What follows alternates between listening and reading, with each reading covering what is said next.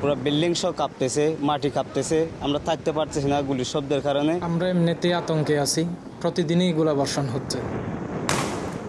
নাপ নদীর জলসীমার নাইক্ষ্যংদিয়া পয়েন্ট, এই পয়েন্টে অবস্থান করছে মিয়ানমার সরকারি বাহিনীর জাহাজ। আর এই জাহাজকে লক্ষ্য করে মিয়ানমারের স্থলভাগ থেকে ছোড়া হচ্ছে গুলি ও গোলা। তার বিপরীতে জাহাজ থেকেও ছোড়া হচ্ছে ভারী গোলা, যা সীমান্তের এপারে টেকনাফের শাহপুর দ্বীপ থেকে দেখা যাচ্ছে। মিয়ানমারের সংঘাতের জেরে কাঁপছে টেকনাফের শাহপুর দ্বীপ।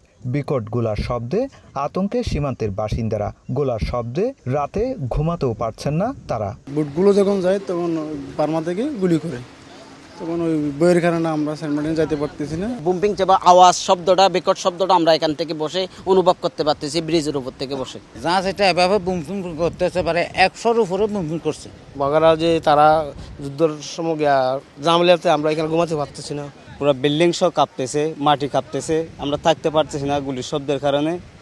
নগদে 500 টাকা বা তার বেশি পেমেন্টে পেতে পারেন ঢাকায় জমিসহ 20 কোটি টাকার পুরস্কার।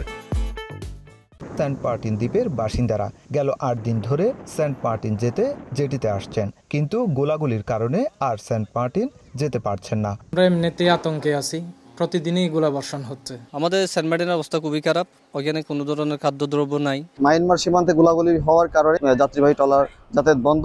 মিয়ানমারের গোলাগুলির কারণে গেল 8 দিন ধরে সেন্ট মার্টিনে পৌঁছানো যায়নি খাদ্যপণ্য, যার কারণে খাদ্য সংকট দেখা দিয়েছে প্রবাল দ্বীপ সেন্ট মার্টিনে। দ্বীপে বাসিন্দা রয়েছে 10,000-এর বেশি।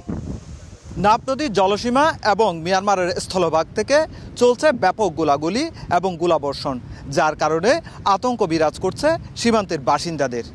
তবে অনুপ্রবেশ ঠেকাতে সর্বোচ্চ সতর্ক অবস্থায় রয়েছে সীমান্তরক্ষী বাহিনী, বিজিবি ও কোস্টগার্ড।